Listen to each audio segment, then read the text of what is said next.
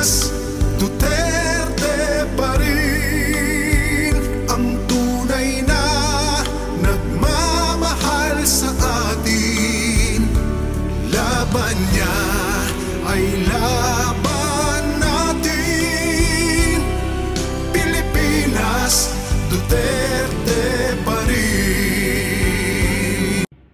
Panoorin natin tong interview ng ABS-CBN dito sa NBI agent. Not agent, NBI director. Siya yung head ng NBI, no? Paulit-ulit siguro last week pa to tinanong nila na kakasuhan daw ba si mag-iimbestiga daw ba tungkol dun sa threat ni PRRD na papatay daw di umano ng mga 15 senator. Talagang ang kulit pa ulit-ulit. Pero isa yung panindigan ng NBI director. Walang nilabag na batas si PRRD.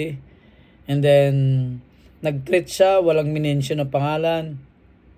Hindi malaman kung sino sa mga senador dahil walang minimension na pangalan. So, buti pa yung NBI director. Alam niya na nagbibiro lang si PRRD. Pero yung mga media, grabe, sinasalsal nila talaga sa mga tanong. Kung lalong-lalo na si Adjong, Sino ba si isang congressman na talagang nagpa-interview kahit sa mainstream media.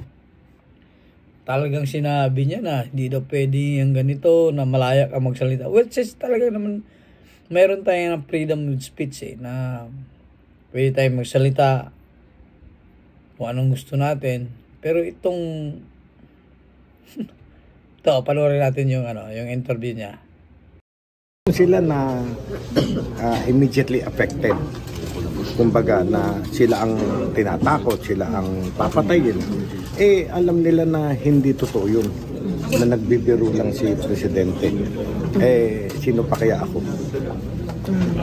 Director, paano nga kung merong mga senator na mag-diet na tinuturing nilang banta sa buhay nila yung joke kill ng Pangulo? Gaano kalakas yung kaso kung sakali malakas pa? Titignan natin lahat ng angulo. How it was delivered, circumstances of the delivery, gaano kaseryoso ba yan.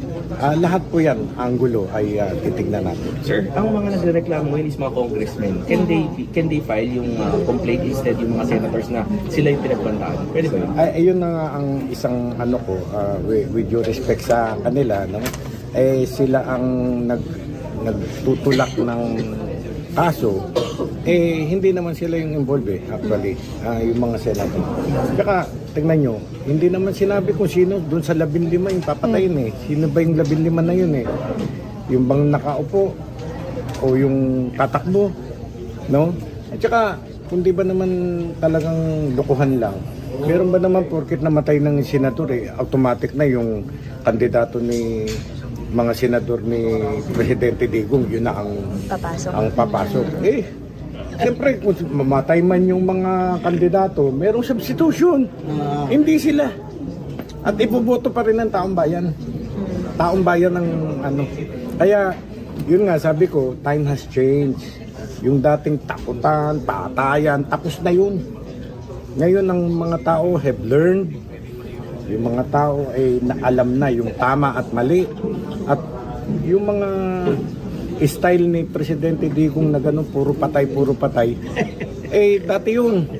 Kumbaga sa alam niyo mga tao, kumbaga sa antibiotic, na immune kakaganon, immune na, hindi nakakagatin yun. No?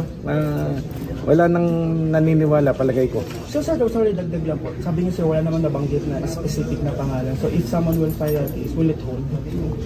Kung sabihin niyo Kulit no? Talagang ang kulit ng media.